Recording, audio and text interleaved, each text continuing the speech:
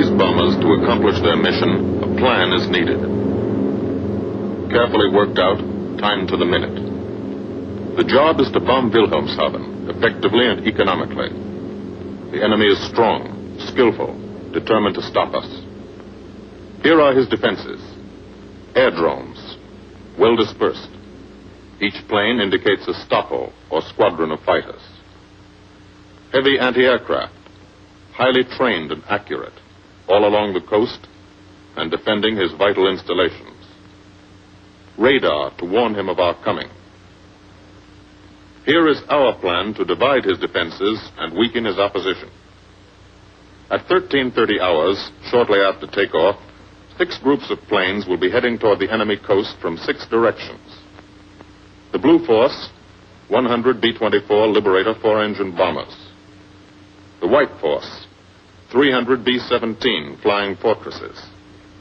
The Green Force, 300 B-17s with an escort of 6 squadrons of P-47 Thunderbolts. A force of B-26 Marauders, twin-engine medium bombers with 6 squadrons of RAF Spitfires escorting. Almost 1,000 planes and over 8,000 men in the air. The enemy alerts all his airdromes. But which is our main force? What are our targets? Where should the Nazi controllers send their fighters? It's our job to make them guess, and guess wrong. A half hour later, at 1400 hours, the Blue Force will be heading east across the North Sea, with the White Force following. These enemy fighters are tied down, waiting to meet them, and will not be able to attack the Green Force.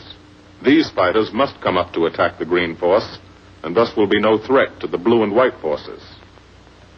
The B-26s and Spitfires will bomb and strafe a key rail junction, diverting these 6 Stockholm and preventing the enemy from concentrating too many fighters on the Green Force, which is scheduled to bomb an aircraft factory at Hanover. At 14:30 hours, the Blue Force will threaten this entire coastal area of northwestern Germany.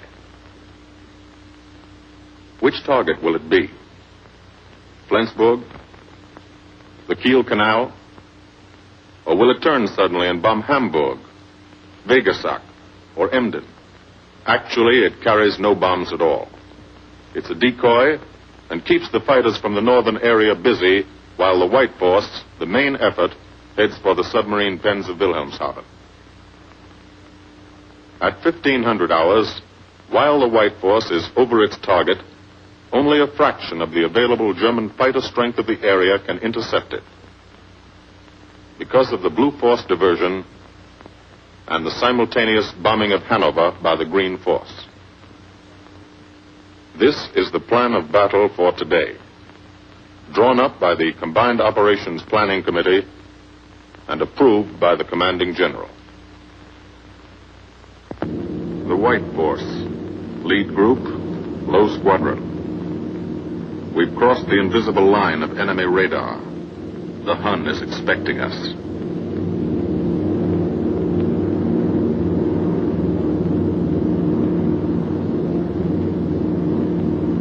Steel helmets go on. Watchful eyes strain. Tight formations are held tighter still. Tense gunners more alert because here it comes. The enemy coast. From up here, it looks the same as any other. Houses, roads, green fields, factories, waterways. But they are the houses and fields of those who invade and oppress.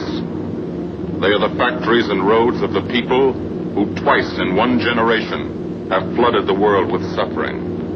Suffering in such quantity as the history of the human race has never known. Brought torment and anguish into countless American homes. Gold stars and telegrams from the War Department.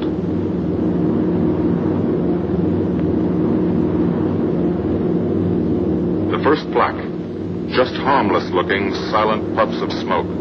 Only each puff is a shell exploding, throwing shrapnel around the sky. Exactly the range, accurate flak by radio prediction. 5 miles down, Nazi anti-aircraft batteries have calculated the altitude, speed, and course. Where will the next one hit? You try not to be there.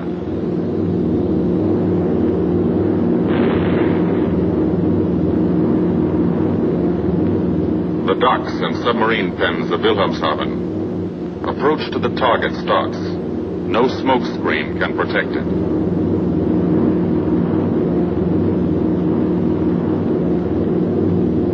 Now the enemy knows the path of your approach and walls that path with a flak barrage. But you fly right through it. Flak so thick you can get out and walk on it.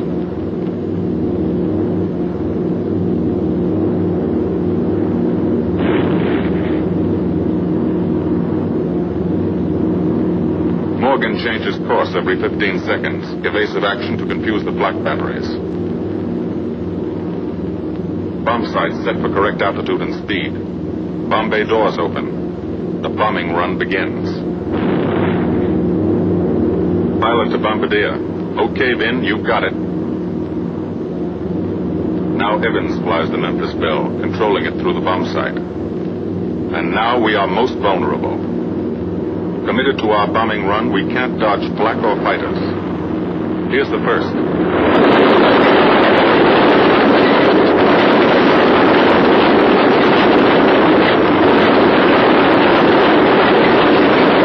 Top turret fires at him. Evans must ignore the battle. Crosshairs lined up on target. Adjustments for wind drift made. 2 more fighters diving from 9 o'clock. Flak now has the range too. They've hit this fort, but he keeps on his bombing run.